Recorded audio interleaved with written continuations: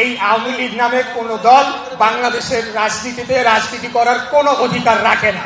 এটা আমাদের শেষ কথা। নিশ্চয়ই অনেকে জানেন যে আজকে জাতিসংঘের একটি রিপোর্ট প্রকাশিত হয়েছে।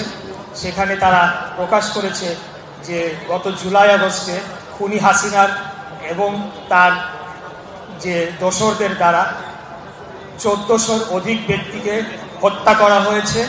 এর মধ্যে 140 জনের উপরে শিশুদেরকে হত্যা করা হয়েছে। আজকের অন্তর্বর্তীকালীন সরকারের যে প্রধান উপদেষ্টা, তিনি সাংবাদিকদের নিয়ে যে কুখ্যাত আয়নাঘর সেগুলো পরিদর্শন করতে গিয়েছেন। প্রিয় নেতৃবৃন্দ, আপনারা দেখেছেন যে এই খুনি ফ্যাসিস্ট স্বৈরাচারী হাসিনার তার বিন্দু মাত্র কোনো অনুশোচনা নাই।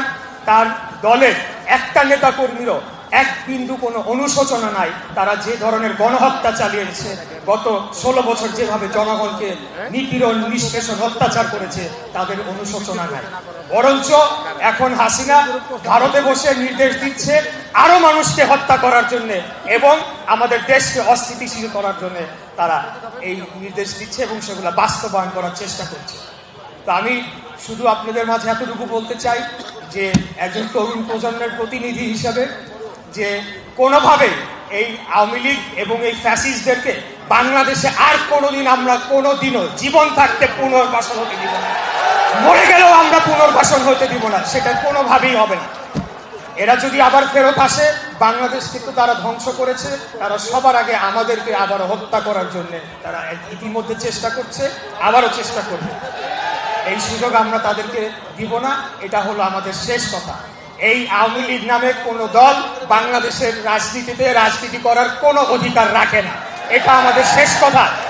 এবং তাদেরকে প্রতিহত করার জন্য তাদের যে রয়ে যাওয়া দোসররা, যাদের বিন্দু মাত্র অনুশোচনা নাই, এখনো তারা ঘুরে বেড়াচ্ছে কিভাবে মানুষদেরকে হত্যা করবে। একজন অনলাইন অ্যাক্টিভিস্টের বাড়ি পুড়িয়ে দেওয়া হয়েছে গত রাতে। আমরা সবাই ঝুঁকির মধ্যে আছি।